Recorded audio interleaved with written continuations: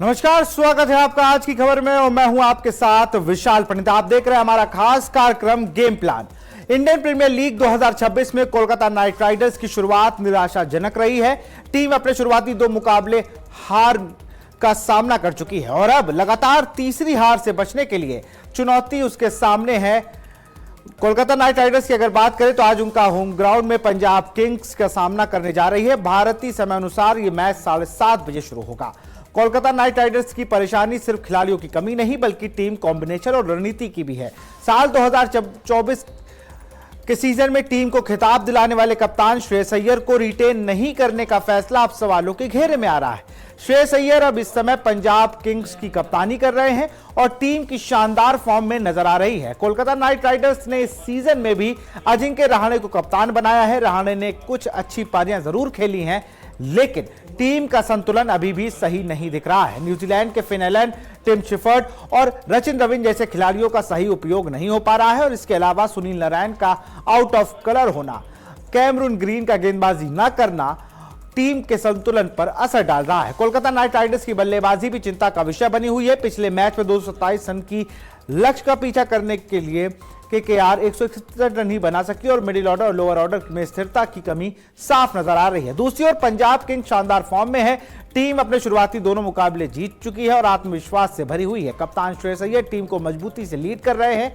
युवा बल्लेबाज Cooper Connolly और नंबर 3 पर शानदार प्रदर्शन कर रहे हैं, वहीं जबकि प्रतसिमरन सिंह और प्रियांक आर्या भी तेज शुरुआत दे रहे हैं। गेंदबाजी में अर्शदीप सिंह, मार्को जैनसन, युजवेंद्र चहल जैसे गेंदबाज टीम को संतुलन दे रहे हैं। कुल मिलाकर कोलकाता नाइट राइडर्स के लिए बेहद अहम है और अगर टीम वापसी करनी है तो उसे अपनी रणनीति और प्रदर्शन दोनों को ही सुधार करना होगा। वहीं पंजाब किंग्स इस मैच को जीतकर अपनी जीत की लय बरकरार कर रखना चाहेगी।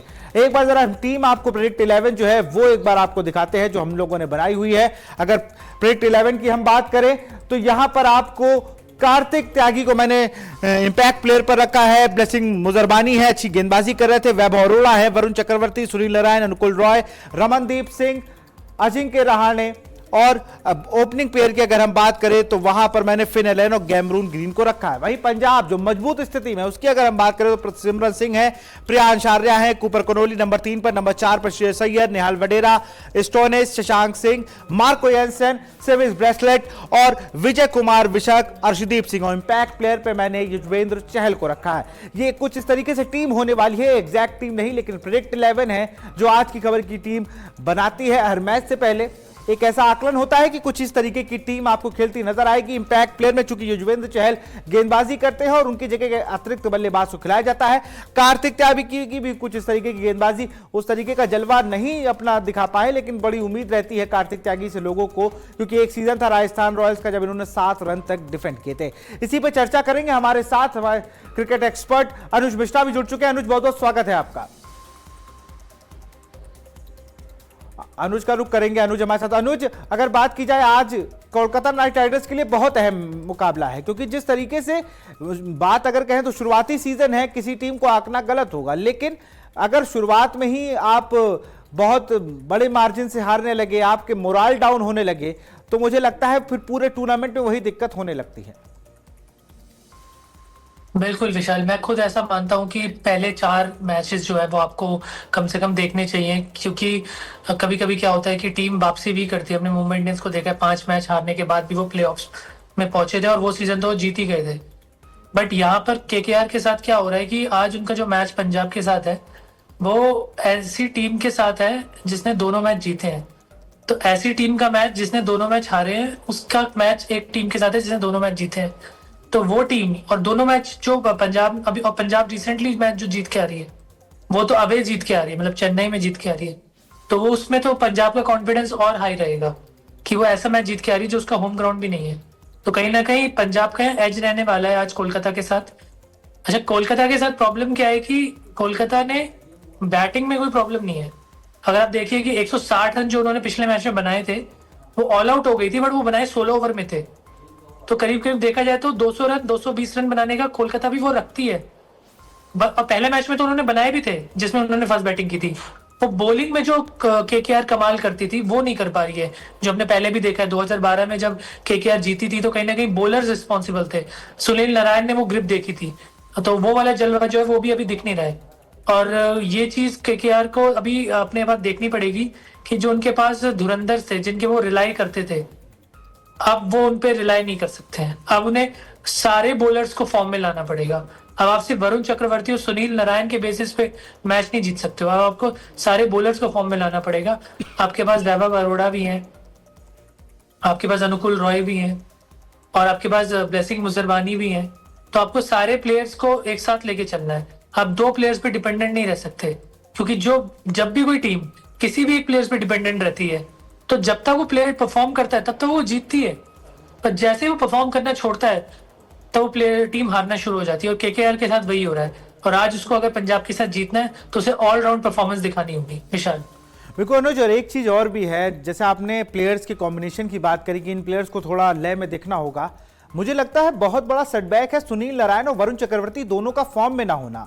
वरुण चक्रवर्ती, जैसे आपने जब हम पिछली बार जुड़े थे तो आपने T20 विश्व कप में जीत थी और सूर्य कुमार यादव के आउट ऑफ फॉर्म का जिक्र किया था, वैसे ही मैं वरुण चक्रवर्ती की तरफ भी देखूं तो वरुण चक्रवर्ती भी उस पूरे वर्ल्ड कप में उतना अच्छा परफॉर्म नहीं कर पाए, और जिसकी वजह से अब देखिए टीम केकेआर भी सफर कर रही है, क्योंकि जहां पे उनको यूज करना होता है वहां पर वो आके रन दे के जा रहे हैं। वरना पावर प्ले वरुण चक्रवर्ती को लगाइए, आपको 1-2 विकेट निकाल के देते थे, लेकिन इस बार उल्टा हो रहा है। अगर आप देखें तो हर मैच में 20, 30, 40 रन उनके आ रहे हैं। 40 रन लगभग 3 ओवर, 2 ओवर में 35 रन, इस तरीके के उनके स्टैट्स हैं।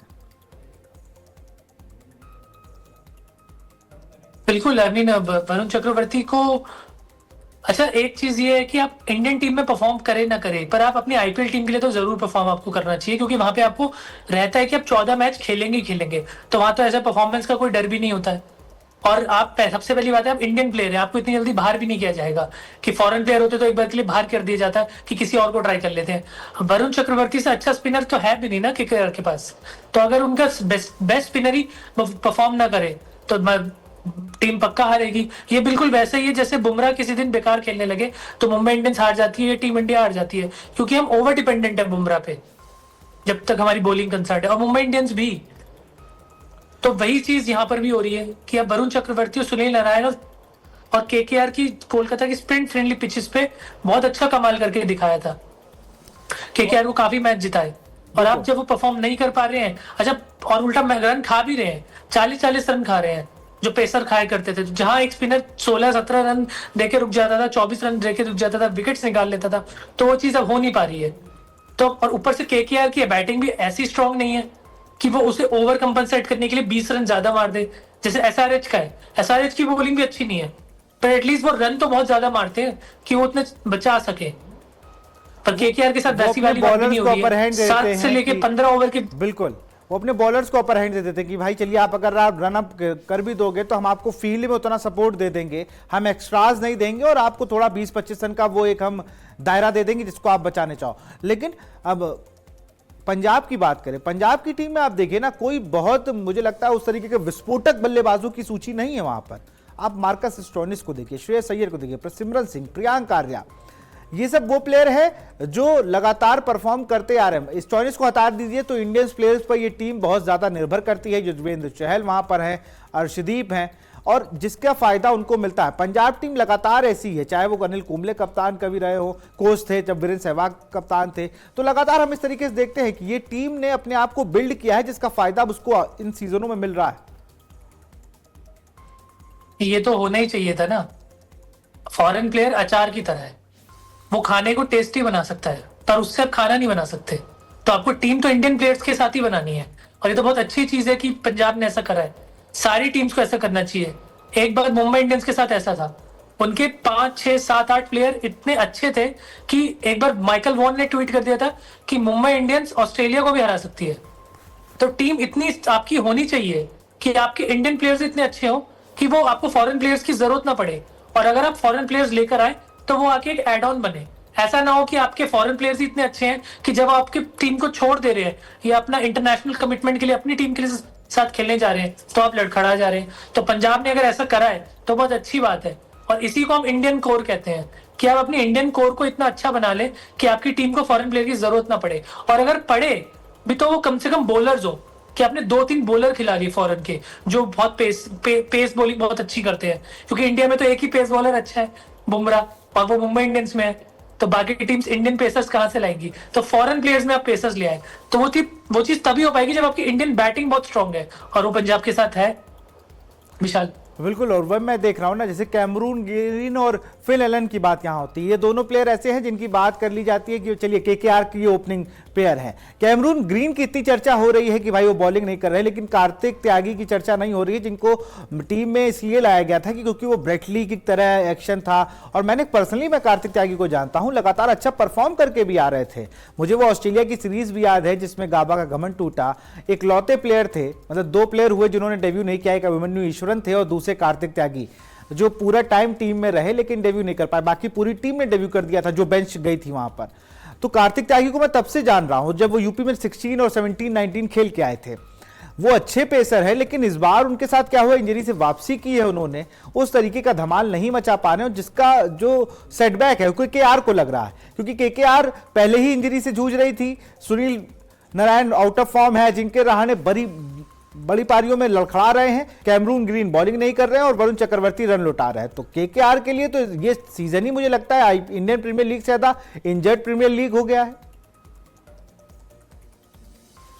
नहीं, बिल्कुल। कार्तिक त्यागी के लिए खैर मैं एक चीज बोलूंगा कि अभी तो बहुत जल्दी हो जाएगा बोलना। कम से कम 6 अभी 4 मैच और देखने पड़ेंगे, और उसके बाद अगर वो परफॉर्म नहीं कर पाते तो फिर हम समझ जाएंगे कि ठीक है, मतलब वो फॉर्म में नहीं है। आईपीएल में एक फंडा ये भी रहता है ना कि आपके प्लेयर अच्छे होने से ज्यादा अच्छी चीज होनी चाहिए कि वो फॉर्म में हो। प्लेयर अच्छा है वो ठीक है, पर वो फॉर्म में भी होना चाहिए। हमने कैसे, आपने ही शायद परसों जिक्र किया था पॉल वल्थाटी का, वो फॉर्म में थे उस वक्त, तो वो 2012 में कहां से कहां ले गए अपनी टीम को। उसके बाद वो नहीं दिखे, वो अलग बात है। तो प्लेयर अच्छा हो या ना हो, बट वो फॉर्म में हो ना तो भी चल जाएगा। होता क्या है कि जब हम ऑक्शन के वक्त प्लेयर को चूज करते हैं तब हम बड़े नाम को के पीछे जाते हैं। हम ये नहीं देख रहे होते वो प्लेयर कैसा फॉर्म में है, 2-3 महीने बाद वो किस तरह फॉर्म में आएगा। तो ये वो वाला फैक्टर भी रहता है। तो मेरे हिसाब से कार्तिक त्यागी को मैं बेनिफिट ऑफ डाउट दे दूंगा कि वो 3-4 मैच और अपना देख लें, और उसके बाद उनको जज करना चाहिए कि वो कैसा परफॉर्म कर रहे नहीं कर रहे। और रही बात कैमरन ग्रीन की, तो कैमरन ग्रीन की चर्चा इसलिए भी हो रही है क्योंकि वो बहुत महंगे बिके थे। प्लस एक वो ऑस्ट्रेलिया वाला फैक्टर भी आ गया कि अब क्रिकेट ऑस्ट्रेलिया डिक्टेट कर रहा है कि उनके प्लेयर कैसा खेलेंगे, कैसे बॉलिंग करेंगे, बैटिंग करेंगे। तो वो चीज जो है वो हमारे लिए नहीं है। बट अगर फ्रेंचाइज को पहले बता दिया था तो फिर हम कुछ नहीं बोल सकते, क्योंकि फ्रेंचाइज को पता था। बट कल मैंने टीम साउथी की प्रेस कॉन्फ्रेंस भी अटेंड करी थी, तो उसमें उन्होंने बोला कि कैमरन ग्रीन बॉलिंग करेंगे, और वो अभी नेट्स में बॉलिंग इसलिए कर रहे हैं क्योंकि धीरे धीरे बॉलिंग करेंगे, एकदम से केकेआर उन्हें बॉलिंग नहीं करवाने वाली। तो अगले 2-3 मैच में हम फिर उन्हें नहीं देखेंगे, बट उसके बाद हम उन्हें देख सकते हैं। तो कैमरन ग्रीन बॉलिंग कर रहे हैं, पर वो नेट्स में कर रहे हैं। मैचेस में वो कब करेंगे वो देखने वाली बात होती है।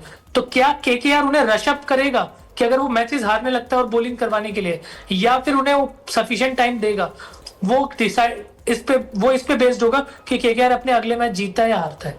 विशाल बिल्कुल, क्योंकि केकेआर के लिए जो पूरा आईपीएल है इस बार मुझे लगता है बहुत हौच-पौच होने वाली है, क्योंकि अब सबसे बड़ी चीज है, मैं और टीमों को अगर देख रहा हूं, जैसे आपने कहा कि कैमरून ग्रीन बहुत महंगे बिके, लगभग 24 करोड़ कुछ में बिके हैं। और कल मैं 2 चीजें देख रहा था, वहां प्रशांत वीर और कार्तिक शर्मा को 28 करोड़ 50 लाख उन दोनों का अमाउंट जिसको मिला दें। और वहां पर मैं दूसरी तरफ देख रहा था, शायद आपने भी वो पोस्ट देखी होगी, जिसमें रजत पाटीदार, शिवम मतलब तमाम ऐसे प्लेयर थे जो लाइन से आरसीबी के 5 प्लेयर थे और चेन्नई के सिर्फ 2 प्लेयर थे, कार्तिक शर्मा और प्रशांत वीर।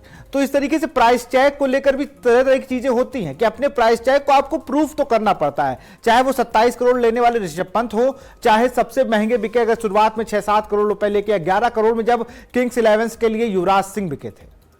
तो ये सबको प्रूव करना पड़ता है अपने प्राइस टैग को। उसमें कैमरून ग्रीन आपको बॉलिंग भी करनी है, बैटिंग भी करनी, क्योंकि आपको एज ऑलराउंडर ही टीम में लिया गया था। और ये इस बात पे हुआ था कि केकेआर खुश थी कि हमें एक बहुत अच्छा ऑलराउंडर मिल रहा है, लेकिन केकेआर के लिए मुसीबत है। लेकिन आज मुझे लगता है होम ग्राउंड का कुछ फायदा मिलेगा, क्योंकि मौसम भी अनुकूल नहीं है इस बार, बताया जा रहा है 7 से 9 के बीच बारिश होगी। अनुज, तो क्या लग रहा है कि इस बार ईडन गार्डन्स में अगर मैच होता है प्रॉपर पूरे 20 ओवर का, तो क्या होम ग्राउंड का कुछ फायदा ईडन गार्डन्स में केकेआर को मिलता नजर आएगा?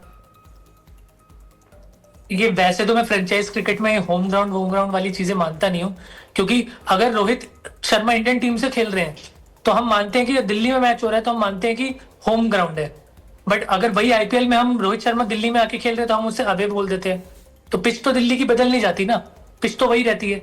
तो बात ये है कि होम ग्राउंड जैसा फैक्टर मैं कंसिडर नहीं करता T20 में और स्पेशली आईपीएल में। बट केकेआर में मैं कंसिडर करूंगा क्योंकि केकेआर को एडवांटेज मिला है। अभी मैं रिकॉर्ड्स देख रहा था तो केकेआर ने अपने पिछले 9 मैच जो खेले, 14 मैच जो खेले पंजाब के खिलाफ ईडन गार्डन्स में, उसमें से 9 जीते हैं। तो वो वाला फैक्टर मैं जरूर कंसिडर करूंगा केकेआर के लिए, क्योंकि होम ग्राउंड एडवांटेज उन्हें रहा है। एज सच वैसे मेरे को लगता नहीं कोई एडवांटेज होगा क्योंकि इंडियन प्लेयर्स पंजाब की टीम में भी है और अर्शदीप ने क्या ईडन गार्डन्स में खेला नहीं होगा, क्या प्रैक्टिस नहीं करी होगी, तो वो चीज रहती है हमेशा। बट क्योंकि एक स्टार्ट मैंने देख लिया और केकेआर को एडवांटेज उसमें दिख रहा है तो मैं मान के चलूंगा कि ठीक है एक एडवांटेज है। पर वो एडवांटेज जो है वो केकेआर को बराबरी पे ले आएगा पंजाब किंग्स के, क्योंकि पंजाब किंग्स तो ऑलरेडी स्ट्रांग है ना। तो अब केकेआर थोड़ी सी बराबरी पे आ जाएगा, चलो हमारे पास होम ग्राउंड एडवांटेज है। टीम वाइज देखा जाए तो केकेआर उतनी स्ट्रांग नहीं है अनटिल अनलेस रिंकू सिंह कुछ अच्छा कर दे, क्योंकि उनसे भी उम्मीद है विशाल। बिल्कुल, रिंकू सिंह जो कि वाइस कैप्टन है, नई जिम्मेदारी है, बहुत उम्मीद मैं भी उनसे लगा कर रखा हूं कि वो अच्छा परफॉर्म करे। क्या स्कोर अगर मान लीजिए केकेआर पहले बल्लेबाजी करती है तो 200 प्लस स्कोर मुझे लगता है बनेगा आज भी। अनुज, बनना ही चाहिए, हालत ही कुछ ऐसी हो गई है कि अगर आप 200 नहीं बना रहे हो तो आप मान के चल रहे हैं मैच हार जाएंगे। पहले क्या दौर था 2008, 9 में, 10 में कि जब 200 रन बनते थे तो लगता था अरे बहुत बन गए, अब तो क्या चेज हो पाएगा। अब 200 बनते तो डर लगता है कि यार ये कहीं हमने गलत 200 तो नहीं बना दिए, कि 240 वाली पिच तो नहीं है, वो पता नहीं चलता। सीएसके के साथ यही हो रहा है, सीएसके बहुत मशक्कत करके 200 तक पहुंचती है, अगली टीम 250 बना देती है। तो 200 रन तो आपके बनने चाहिए मिनिमम विशाल। तो आज मैं प्रेडिक्शन ले लूं आपका कि आज किस टीम के साथ आप हैं? मतलब मुझे लग रहा है कि आप पंजाब का रुख कर चुके हैं और आज आप पंजाब को सपोर्ट कर रहे हैं। सपोर्ट की तो कोई बात नहीं है, बट अगर मैं चांसेस ज्यादा देखूं, वैसे तो कोई भी टीम जीत जाती है पता नहीं चलता, पर जिस तरह से आईपीएल चल रहा है उस तरह से देखूं तो मेरे को लग रहा है कि पंजाब ही खेलेगी, क्योंकि पंजाब जीतते हुए मैच आ रही है इसके लिए नहीं, इसलिए कि क्योंकि किस तरह से वो जीतते हुए आ रही है, कि सारे प्लेयर्स परफॉर्म कर रहे हैं, किसी एक पे डिपेंडेंट नहीं है वो। बिल्कुल, बहुत बहुत शुक्रिया अनुज, हमसे जुड़ने के लिए बहुत बहुत शुक्रिया आपका। तो फिलहाल जिस तरीके से जो टीम है वो केकेआर पर कहीं ना कहीं पंजाब किंग्स भारी है, होम ग्राउंड का बेनिफिट ऑफ डाउट मिल सकता है कि चलिए भाई आपका होम ग्राउंड है, आप उस तरीके से अच्छा खेल लें, लेकिन आज के मैच में पंजाब का पल्ला भारी है। तो फिलहाल गेम प्लान में मेरे साथ इतना ही। देखते रहिए आज की खबर। नमस्कार।